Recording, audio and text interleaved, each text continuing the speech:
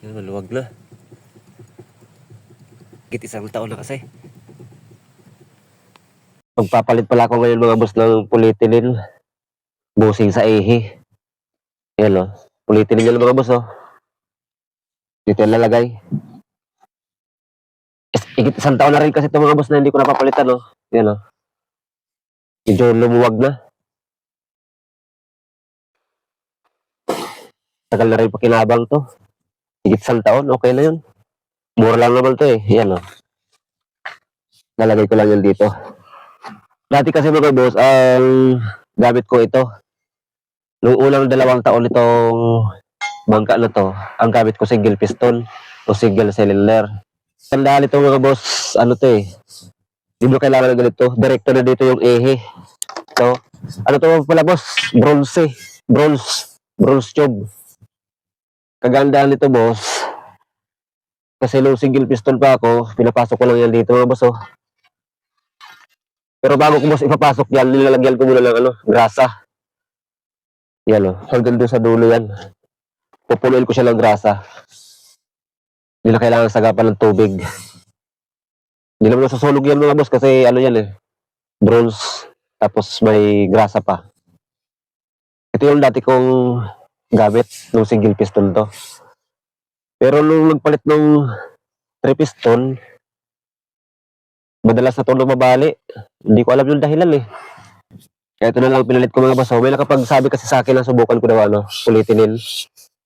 Okay naman. Kasi higit isang taon to bago na palitan Yun lalagay lang yun dito boss Yung sukat ng haba nito, sukat din ito. I-epoxyhan ko na lang yun dito sa magkabilaan Yan. Dito lang yan hanggang boss yung epoxy niya. Palibot. Saka dito rin sa dulo. Hindi ko ini-epoxyhan lahat boss kasi pag papalit ako, nahihirapan ako magtanggal. Tubo, GI. Ito boss GI yan. Yung size niya, 1. Ito, 3/4. Kasi yung ihi ko, 3/4 yan Yan, 3/4. Pag nilagay ko yan dyan, sakto na yan. Ito mga boss, lalagay mo siya ng sagap para hindi masunog. Yan Kita ko sa inyo mga boss yung sagap niya. Ito siya mga boss Yan nasa kasko yan. Papunta yan dito sa loob Ito siya mga boss Butas dun sa polyethylene, nakatapat din dito. Papasok muna natin ito, hindi tayo maglalagay ng epoxy para hindi kumalat sa loob. Yan. Ito muna yung lalagyan natin.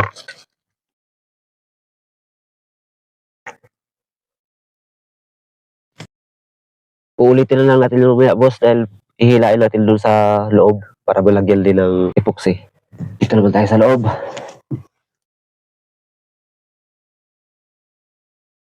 Matibay ito mga boss.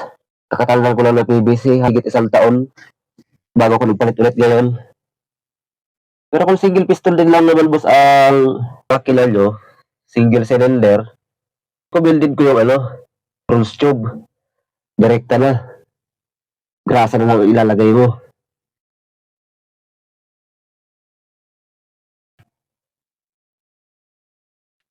Patasan natin yung polyethylene para sa sagap ng tubig. Ayos na yung banda doon sa loob. Dito naman tayo. Hindi na natin ito kagalawin. Para hindi na magalaw yung nandun sa loob. Hintayin na lang natin matuyo. Bubutasan na natin lumabos yung sagap sa polyethylene.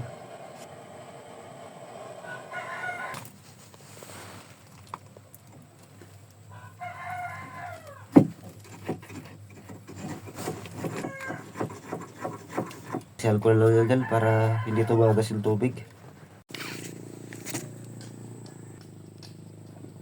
Kaya lang mga boss, ilagay na natin yung ehe. Ayan hindi lang gumagalaw boss